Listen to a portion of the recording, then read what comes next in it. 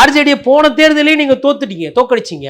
இந்த தேர்தலையும் அதே சீட்டை வாங்கி பிரதமர் முதல்வர் வேட்பாளரே சொல்லாம கடைசி நேரம் வரலும் வேட்புமனு தாக்கல் பண்ற வரலும் கூட்டணி உடன்படிக்கை போடாம அப்புறமா தேர்தல் ஆணையத்தையே குறை சொல்லிக்கணும், பூத்து வேலை சரியா பார்க்காம.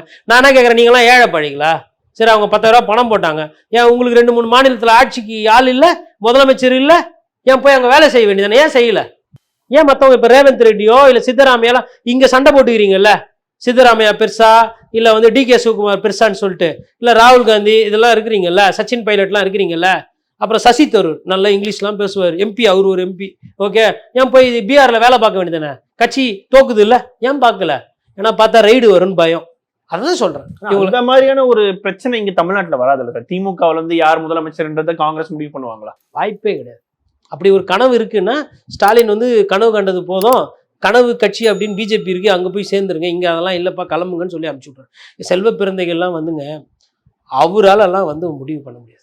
அவர் அந்த போஸ்ட் அவர்கிட்ட வந்துருச்சு, அதனால் அவர் இருக்கிறார்.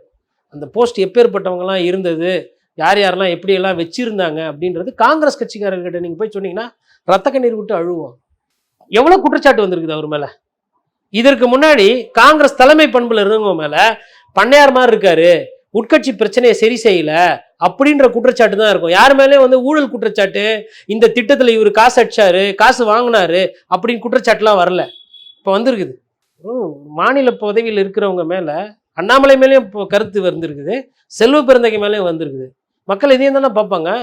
தமிழ்நாடே கேள்விப்பட்டிராத அதிரடி விலை குறைப்பு சூப்பர் சரவணா ஸ்டோர்ஸ்.